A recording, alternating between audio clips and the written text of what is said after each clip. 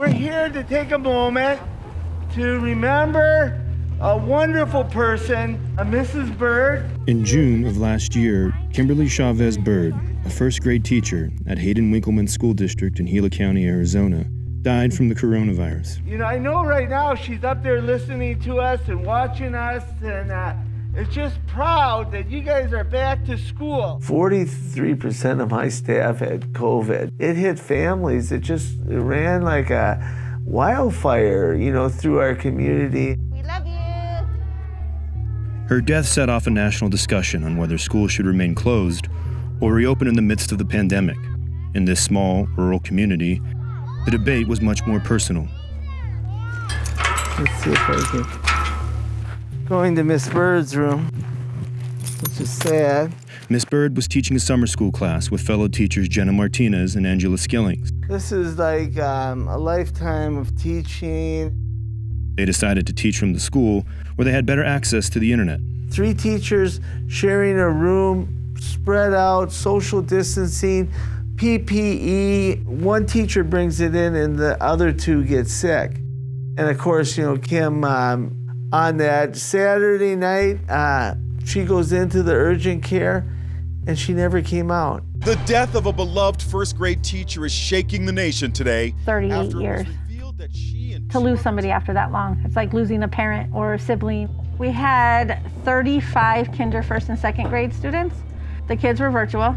We had decided we would teach in the same classroom together, knowing that we were already told we'd be safe if we took all the precautions. We got sick. To say who had it first, you can't even go there. And then we got word. It was just devastating. That was our first experience as a district, and for myself, my first experience knowing somebody who contracted the virus. So joining me now, the teachers who shared that classroom with Kimberly Bird, Jenna Martinez and Angela Skillings. What happened to us and the fact that we became state and national world news, the word started getting out. Teachers started speaking up. Administrators started speaking up. I cannot lose another teacher, staff member. It started with us just telling our story, and then towards the end it got into the, what do you think about schools opening and how do you feel? My main thing is if we can't stay safe, how are our students going to stay safe? It really solidified that argument of we need to keep these teachers safe, because if we go back too early, we're going to have more tragedies on our hands. Arizona schools halted in-person classes in March 2020. A push to reopen in the fall was met with protest and teacher walkouts.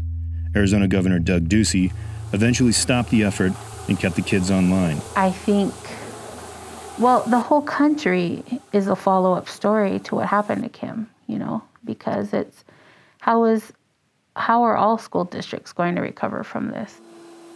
I hope that Kim's story, it lets people know that it was okay for us to say, wait a minute, we need to make some changes before we go back in person. When the governor ordered that all schools would return to in-person instruction by last March, the death of their colleagues still loomed large. One thing we're all aware of is we're all starting together, but we don't know if we're all going to end together.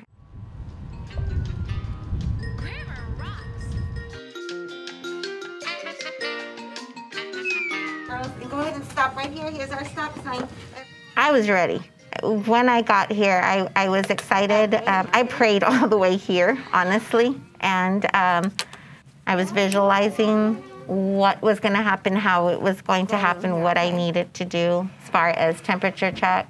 I'm going to say that I'm comfortable because I need to carry out with confidence, but deep down, I can honestly tell you that it's tugging at my heart.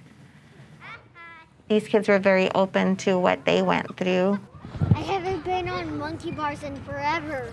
When we first talked about this, Miss Skillings and I, in our numerous interviews after Miss Bird's passing, once it moved in to these small towns, we knew that it could pretty much wipe out these little towns.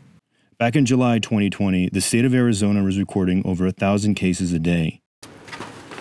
Gila County's infection rate was 15%. For the families in Hayden and Winkleman, the virus posed a multi-generational threat. We're talking about generations of families. You just ran me over. You know, one person from the family got sick, it was going to be 20 other people getting sick too.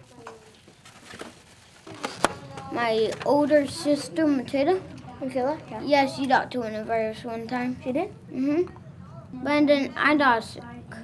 And you got sick? Mm-hmm. My whole family had corona except for my little sister. Well, it all started when my mom went and got tested and she had COVID. And then my dad, and then it went from my sister, and then it went to my other sister. And then it went to me. What was it like? It was horrible.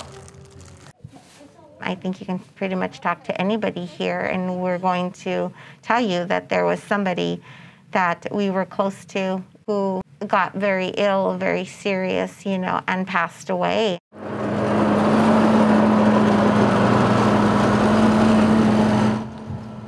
We've been going strong for coming up on like a month, maybe a little bit more than a month. And I think we've actually proved that staying out for this long has done some good. Most of the teachers at the school have received the coronavirus vaccine. And in Gila County, nearly 44% of the population is fully vaccinated. As school winds down for the summer, the memory of Miss Bird is still strong. I still ask some of my friends who she also taught. They always come up and say, your mom was my favorite teacher. And it's like, yeah, she was my favorite teacher too.